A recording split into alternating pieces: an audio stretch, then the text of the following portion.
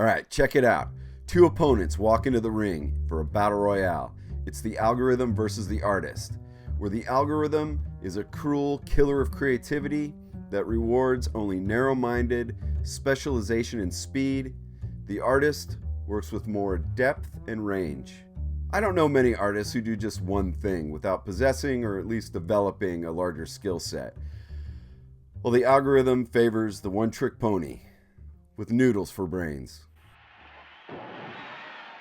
Hey, you know that one thing you did that people kind of liked? Well, why don't you do it again? And then again, and again, over and over, faster now. The algorithm wants predictable, homogeneous output before it might bestow upon you the gift of discoverability. And what artist doesn't want that? Creating in a bubble only gets you so far. Most of us just want enough visibility to maybe make a living, maybe afford us a little time to make better art. Make better art at a healthier pace, and maybe have some semblance of a fulfilling life, while we perhaps contribute to the fight against the great blanding of our modern times. I mean, just look around. You can see what's happening when artists who won't conform get suppressed. What the algorithm is doing in cyberspace is manifesting in our physical space. And heaven forbid you're an artist with more than one discipline who won't follow the rules on your way to becoming that dreaded jack of all trades, which I think if you keep creating is inevitable. And when I say artist, I'm casting the net farther than what people most stereotypically think of when they hear the word artist. I'm thinking it's more than just illustrators, designers, painters, musicians, sculptors, and so on. I think if you're creating something of some sort or another, you're an artist.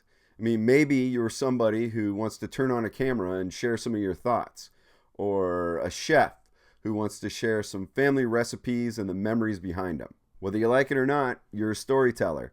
And to put that stuff online, well, maybe you're becoming a video editor. And whoops, you're getting pretty good at this stuff. Maybe you're becoming a filmmaker too. Your skill set expands, sometimes on purpose, sometimes on accident, sometimes by necessity. But as long as you keep creating, it expands. That's just all part of the creative path.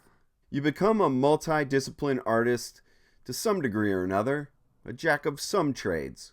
And then, oh no, more growth happens. Now you're a jack of all trades. Master of none?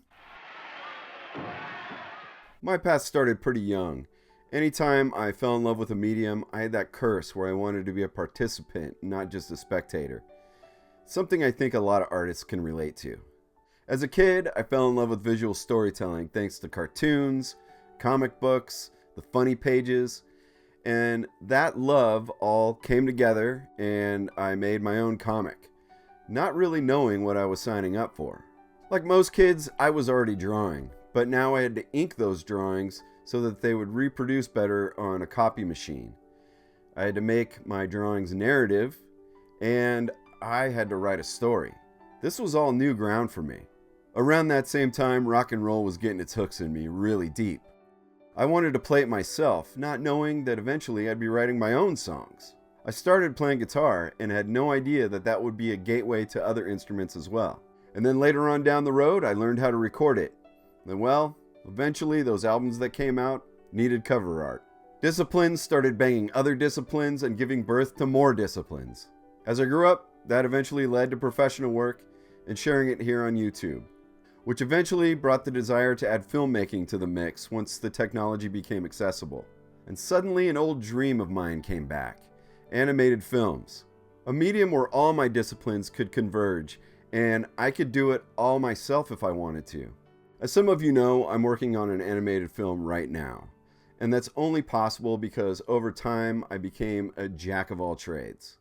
Something that the algorithm isn't very pleased with. A lot of people don't seem to be pleased with that either, and that's probably why jack of all trades, master of none has become an insult, implying that someone lacks focus, only has superficial knowledge, and therefore must be inefficient and ineffective. I actually suspect there might be a little envy behind that, because I think the truth actually highlights someone with a propensity for adaptability and versatility. Someone who observes the world differently and connects dots that others might not see. That sounds like an artist to me. Look at that. I've just added poet to my skill set. Anyway, I think Jack of all trades should be a celebrated title.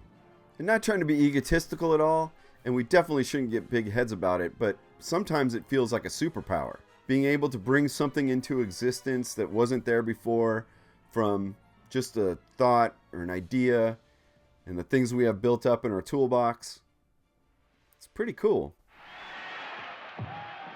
It ain't all gravy though. There's definitely downsides to being a jack of all trades. Time, speed of output.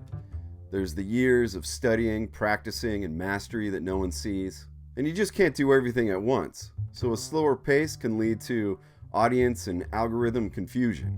Especially when you can't instantly be categorized, building in a world that wants Amazon Prime to be Amazon right now. Or better yet, Amazon yesterday. Makes it harder to make a living in a culture indoctrinated to favor hustle over craft and content over depth.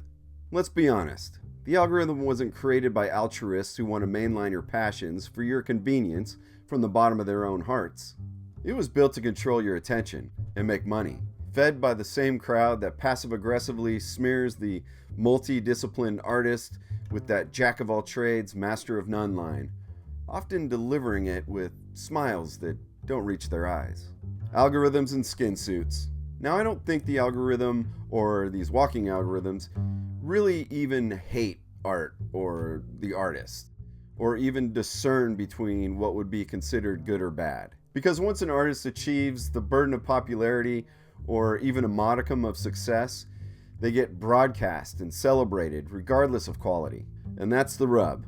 I don't think, or at least I hope, that we aren't in this to win popularity contests or become so filthy rich as to be invited to private islands to do depraved things with disgusting monsters who think they're better than 99.9% of the Earth's population.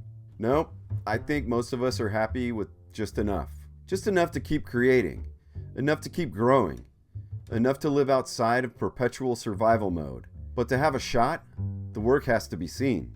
Not hidden away because some algorithm doesn't understand that innovation and magic isn't born from conveyor belt repetition. It comes from variety, experimentation, time, experience.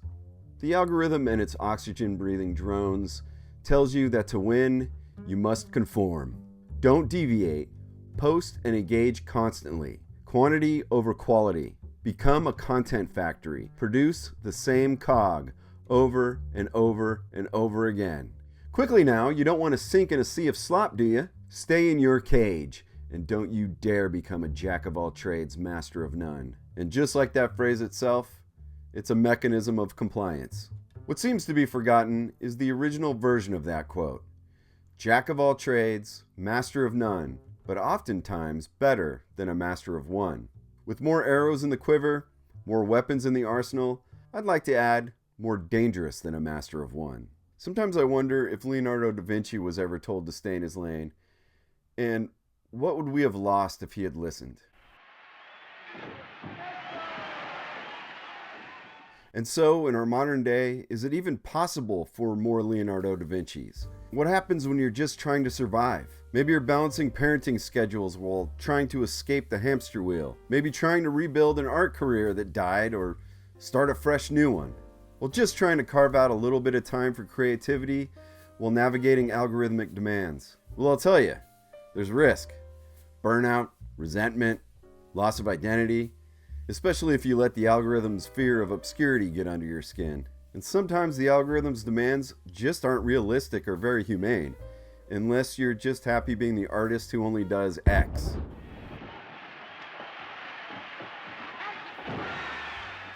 What's happened to the world as the algorithm's influence has grown? And again, I'm going to ask you to just look around. We're being herded into a homogenous monoculture where everyone thinks the same. Everything tastes the same, looks the same, feels the same. 1,000 rhythms collapse into just one beat. Oh, it's a brave new world. But at least they're letting us keep two colors, beige and gray beige. Yep, It's an uphill battle for the multidisciplined jack-of-all-trades artist. The algorithm keeps on changing its rules after it's gaslit you to believe that you finally understood them, making it feel like you're trying to build something solid on unstable, rented ground. It gets discouraging. I've got projects going, trying to share on YouTube, attempting to live. It can be slow going. And when it looks like I've disappeared, I'm still working. But as far as the algorithm is concerned, I may as well be gone. It's given me a lot of moments where I've thought, why bother? Second guessing whether my work or this channel should just be chalked up to just another failure. And honestly, that's been on my mind a lot lately. But pretending that I actually maybe make something decent sometimes. Maybe it's just a slow burn. Maybe slower work compounds over time into something more meaningful. Or maybe I'm just being delusional. I'm a little stubborn about giving up, sometimes to my detriment. I've got this annoying kind of defiant hope. But I think the fight still just might be worth it. I mean, what's the alternative? What can we do when the algorithm rewards laser-focused, same old specialization? When creativity thrives on unpredictability that gets messy? What can we do when it rewards speed and good art takes time? And what happens to the artist that refuses to rush? Well, I'm going to find out. I've got a plan that I'll be implementing over the course of a year, starting right now. If you tune in, you might be able to figure out what it is. I'm not going to hide it. But right now, I don't want to share exactly what it is because I don't want it to come across like I'm giving advice or anything, because it very well could fail. Whatever the outcome is, in a year from now, I'll report back with full details. What worked, what didn't work, and what I learned. Progress is probably going to be a lot slower going than I want it to be. And as much as I might wish, the projects I have on my plate probably aren't going to be finished within the course of this year. But I'd rather grow slowly as a whole artist rather than quickly as just a fraction of one. Thanks for listening. Keep fighting.